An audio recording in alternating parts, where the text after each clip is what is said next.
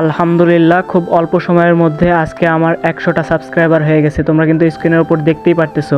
আর তোমরা যারা নতুন ইউটিউবার হতে যাও তাদের জন্য কিন্তু আমার এই ভিডিওটা। সো ভিডিওটা স্কিপ না করে পুরোপুরি দেখার অনুরোধ রইল। সো চলো শুরু করি আজকের মেন ভিডিও। তোমরা হয়তো ভিডিওর টাইটেল এবং থাম্বনেল দেখে এতক্ষণে বুঝেই গেছো যে আজকের ভিডিওটা কী নিয়ে হতে চলেছে। তো হ্যাঁ গাইজ, আজকে ভিডিওটা হতে চলেছে যে আমি খুব অল্প সময়ের মধ্যে কিভাবে 100টা সাবস্ক্রাইবার পূর্ণ করলাম।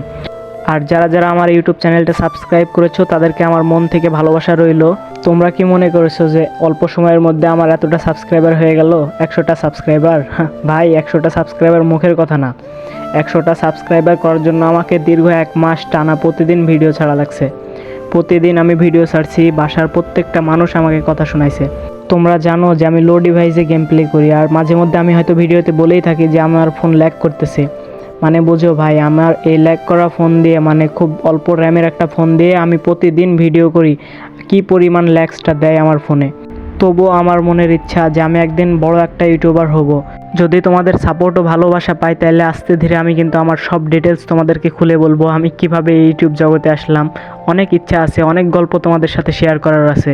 তো যাই হোক, এসব কথা বাদ দিয়ে চলো মেন কথায় আসি। তো তোমরা যারা আমার মতো ইউটিউব চ্যানেলে ভিডিও আপলোড করবা তাদের জন্য আমি কিছু কথা বলি।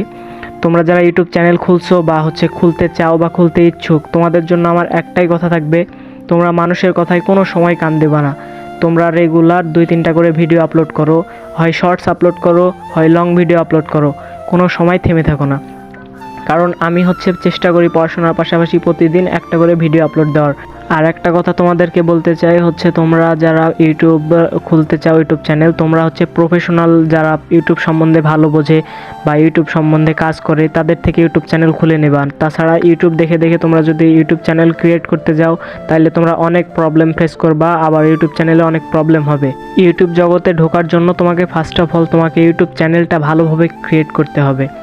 আর ধরো ভাই, তোমাকে সাপোর্ট করতে হবে, ছোট ইউজার যারা তাদেরকে সাপোর্ট করতে হবে এবং তাদের থেকে তোমাকে সাপোর্ট ব্যাক নিতে হবে।